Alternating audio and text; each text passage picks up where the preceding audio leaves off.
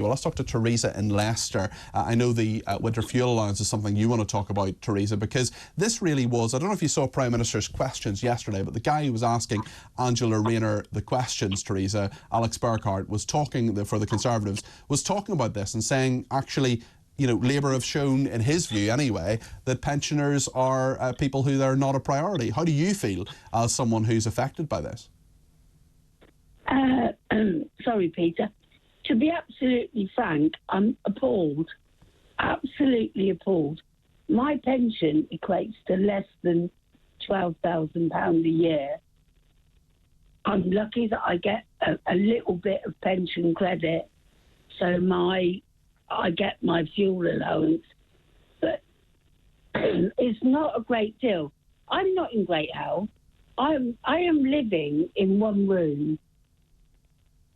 I know you're keeping that one room warm. Is that an expensive thing to do? Yeah, I have health issues, so I have to. But where do these people get off?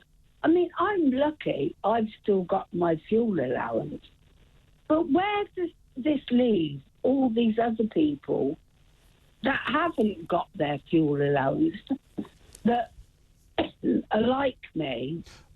Well, Teresa, it's really interesting you make that point, because it was only 2 days ago, I think, or perhaps it was yesterday, that Labour, no, it was 2 days ago, that Labour put out figures. In fact, they answered questions from the Conservatives saying that 100,000 people will be in fuel poverty, and that means the majority of those people's income will be spent keeping warm this winter, not for rent, not for food, not for anything else, but simply on fuel. They'll be in fuel poverty. You won't, thank goodness, because you've got that winter fuel allowance, but it's a lot of money, isn't it? And a lot of people are not getting it, and there are those 100,000 people who are missing out.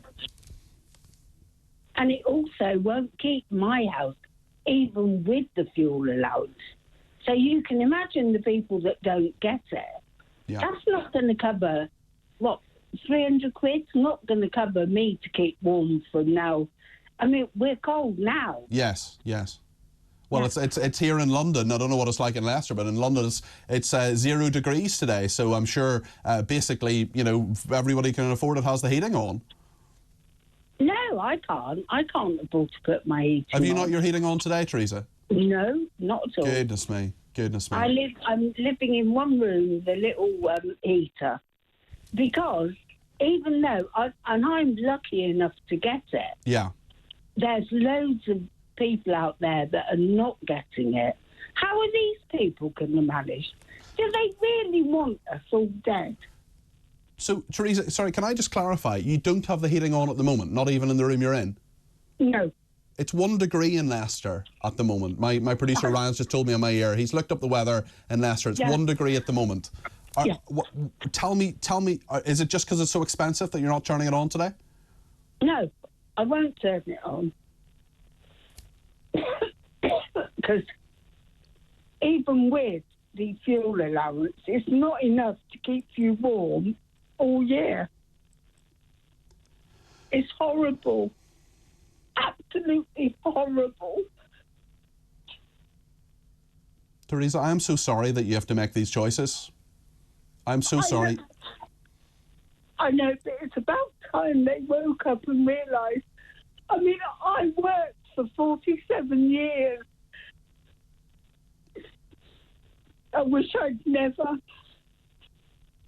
Teresa, you're obviously upset, and I don't want to prolong that. And I'm just going to I'm going to respectfully end the call now. But Ryan, the producer, is going to have a quick word with you and make sure you're okay afterwards. But that is, I think, Teresa there in Leicester just illustrates what is happening in this country. There are people who are making really dramatic and devastating and very difficult choices. I mean, that's Teresa there, who worked all her life. It is 1 degree centigrade in Leicester today, and she's not turning on her heating because she can't afford it. And she is someone who receives the winter fuel allowance.